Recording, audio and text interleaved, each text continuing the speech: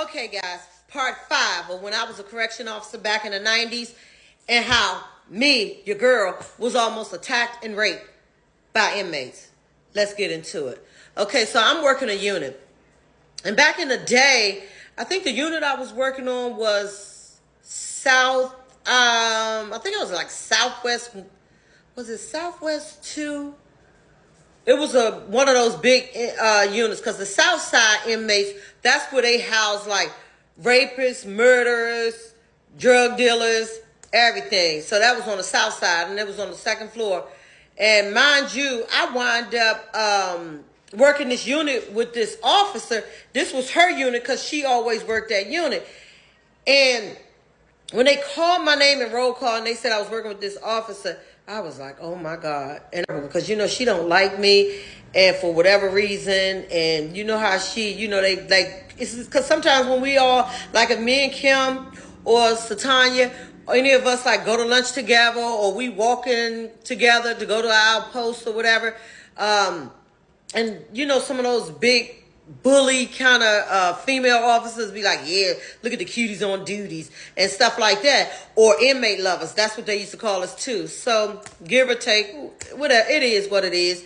So and we didn't let that bother us. You're gonna call us an inmate lover because we're not gonna let the goon squad go and beat up inmates and rough them up and dog them out and give them black eyes and all that crazy stuff, fuck them up. So we cuties on duties because we're not gonna write what y'all want us to write.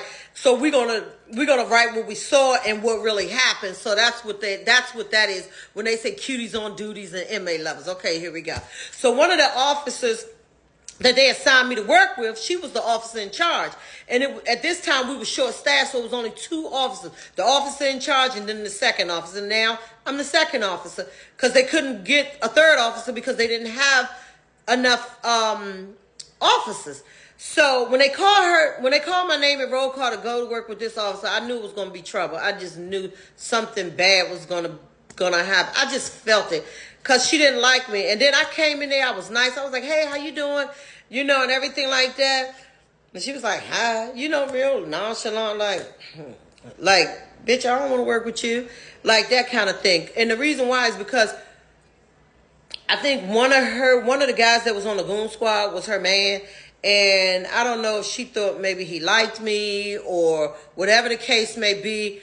But she had it out for me. She had it out for Kim. She had it out for Tanya. And that was just the bottom line. But your girl is the one that had to work the unit.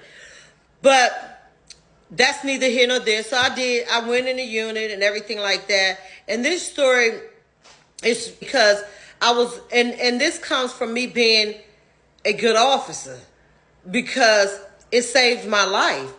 And I was working on a unit and, okay, so we're in the bubble. We're doing all our paperwork, the logbook and everything like that. Like I told y'all in my previous story time, that's the first thing you do when you come in there. And then you do your count, make sure everything is good, make sure everything is fine. So as soon as everything is done, you got to pop the cells and let the inmates out. So she popped the cell, let the inmates out. And the first thing she did was say, whoop, whoop, you got to go on the floor. Mind you, I'm dealing with killers, rapists, mental illness, drug dealers. So I have to go on the floor. My job, I go on the floor. So I'm on the floor, and let me just say this. I was not on that floor for no more than, I would say, 15, 20 minutes. And when I say it's good to be the police, and it's good to be an officer that's fair. A fair officer, an officer that looks out for people, make sure they're good, make sure that they have everything they need that the Department of Corrections allowed them to have. And, or if they need to go to the infirmary, anything. But anyway, I was one of those officers, and it just so happened a couple of the inmates had been in one of the housing units that I worked.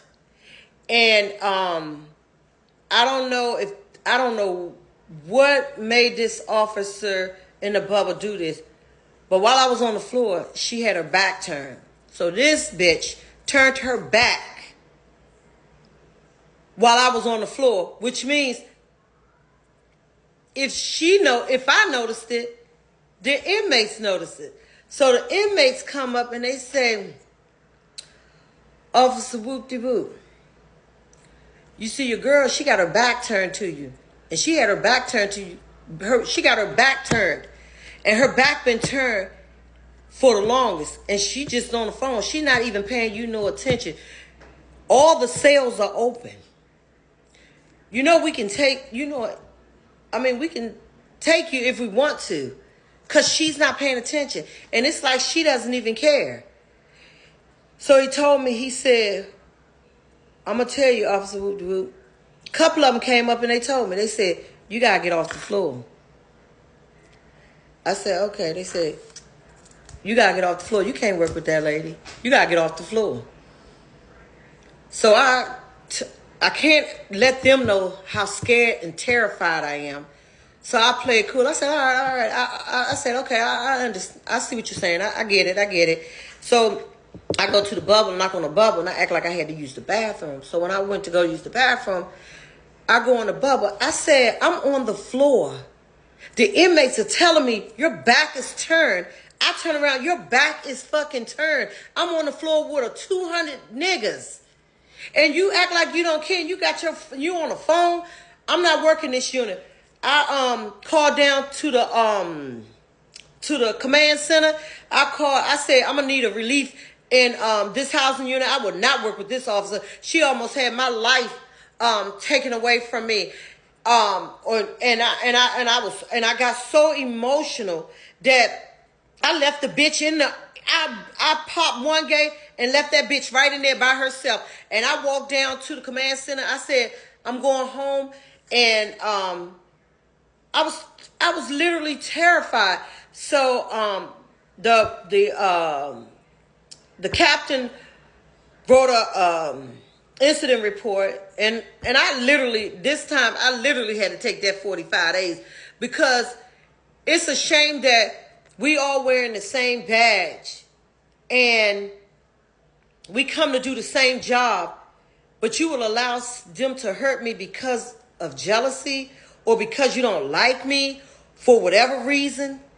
There are people that I didn't like in corrections that worked in the unit with me. But when we come through that officer's entrance and we go to roll call, when we leave roll call, when we're in roll call, we all as one. We got to work a team. We got to work together.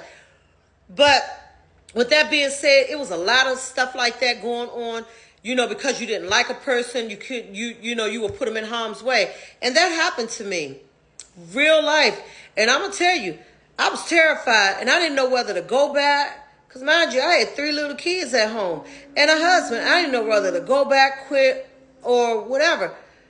But stay tuned for part 6 when I'm housed in one of the biggest housing units.